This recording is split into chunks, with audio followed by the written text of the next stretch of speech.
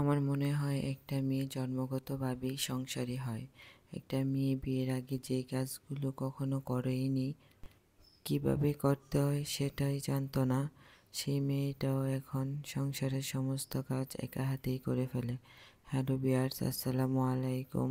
চলে আসলাম আরেকটি নতুন ভিডিও নিয়ে।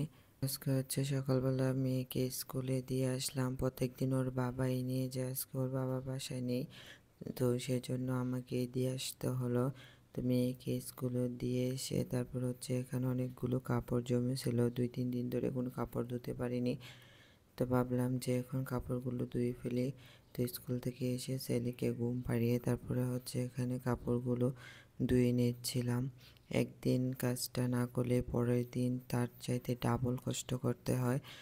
তো কাপড়গুলো ধুয়ে তারপরে হচ্ছে কাপড়গুলো বারান্দার মধ্যে ছড়িয়ে দিয়েছিলাম। তো মেয়ের স্কুল থেকে আসার সময় পুঁই শাক আর পাট শাক কিনে আনলাম। তো এগুলো এনে হচ্ছে মহা বিপদে পড়ে গেলাম।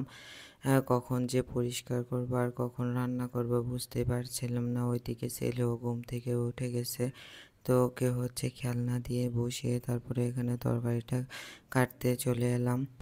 বিয়ের আগে তো কোনো কাজই পারতাম না, সবাই বলতো বিয়ের পরে কি করবা, কিছুই পারো না।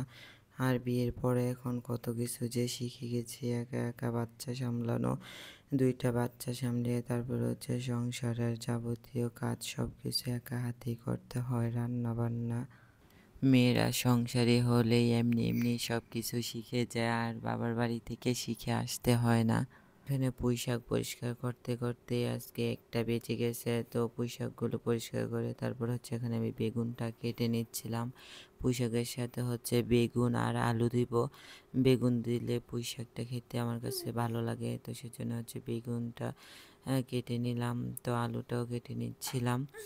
তো পুঁইশাকের মধ্যে হচ্ছে অনেক বালু ছিল, তো পুঁইশাকটা অনেকটা সময় নিয়ে বারে বারে পানিটা পাল্টিয়ে তারপর হচ্ছে ধুয়ে নিচ্ছিলাম। বিয়ের পর যে কত কিছু নতুন করে শিখলাম তা আর কি বলবো। রান্না বান্না তো আছেই, বিয়ের আগে তো বাবার বাড়িতে কিছুই করিনি। তো এখানে হচ্ছে সব কিছু কেটে ধুয়ে পরিষ্কার করে নিয়েছিলাম। তো এখন হচ্ছে কড়ার মধ্যে একটা পেঁয়াজ কুচি দিয়ে দিলাম। পেঁয়াজটা হালকা একটু ভাজা হয়ে গেলে তারপরে হচ্ছে এখানে আমি আদা রসুনটা দিয়ে দেবো। আদা রসুনটা দিয়ে আমি 2-3 মিনিট একটু ভেজে নেব যাতে আদা রসুনের কাঁচা গন্ধটা চলে যায়। তারপরে হচ্ছে এখানে আমি অন্য বাকি সব মশলাগুলো দিয়ে দিব। মশলাগুলো দিয়ে অল্প একটু পানি দিয়ে মশলাটা ভালোভাবে কষিয়ে নিব। কষানো হয়ে গেলে তারপরে হচ্ছে এখানে আমি মাছটা দিয়ে দিব। তো আজকে হচ্ছে রুই মাছের মাথা দিয়ে পুঁই শাকটা রান্না করব। পুঁই শাকটা আমার কাছে অনেকটাই ভালো লাগে। তো মাছটাও একটু কষিয়ে নিয়ে তারপরে এখন হচ্ছে আমি পুঁই শাকটা দিয়ে দিলাম। তারপরে পুঁই শাকের সাথে একসাথে আলু আর বেগুনটাও দিয়ে দিলাম।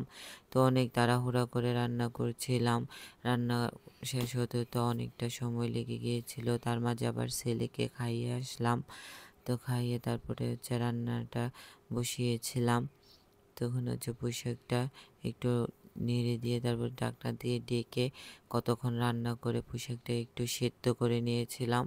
তারপরে হচ্ছে এখানে পানি দিয়ে দিলাম। পানি দিয়ে তারপরে পুঁই শাকটা ভালোভাবে সিদ্ধ করে নিয়েছিলাম। তো তরকারিটা রান্না করা হয়ে গেছে। আল্লাহ হাফেজ।